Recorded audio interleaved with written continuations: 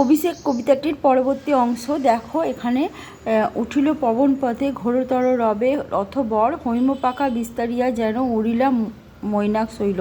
এবার দেখো ইন্দ্রজিৎ যুদ্ধের সাজে সেজে উঠেছেন এবং তিনি পুষ্পক রথে করে তার পিতা যে রণক্ষেত্রে রয়েছে সেখানে তিনি যাচ্ছেন এবং যেন মনে হচ্ছে তার রথ এমনভাবে আকাশে যাচ্ছে, আকাশ দিয়ে যাচ্ছে আকাশপথে, যেন মনে হচ্ছে মৈনাক শৈল সোনার পাখা বিস্তার করে উড়ে যাচ্ছে। অম্বর উজ্জ্বলী মানে আকাশ উজ্জ্বল করে।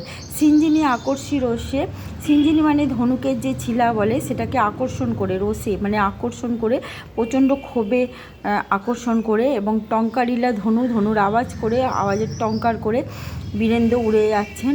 এবং পক্ষীন্দ্র যথা নাদে মেঘ মাঝে যেন মনে হচ্ছে পক্ষীদের রাজা গরুর পাখি গর্জন করছে। কাঁপিলা লঙ্কা কাঁপিলা জলধি। এবার সাজিছে রাবণ রাজা বীর মদে মাতি। বীর মদে মেতে, বীরের অহংকারে মেতে সেজে উঠেছেন রাক্ষসরাজ রাবণ। এবং সেখানে কি হচ্ছে, বাজিছে রণবাজনা বাজছে, গজরিছে গজ, রেসের অশ্ব, হুঙ্কারিছে পদাতিক, রথি উড়িছে কৌশিক ধ্বজ মানে রেশমের পতাকা। তাহলে পদাতিকরা হুঙ্কার করছে, রথি পদাতিকরা হুঙ্কার করছে, অশ্ব রেশাধ্বনি করছে, হাতি গর্জন করছে এবং রেশমের পতাকা উঠিছে আকাশে কাঞ্চন কঞ্চুক বিভা।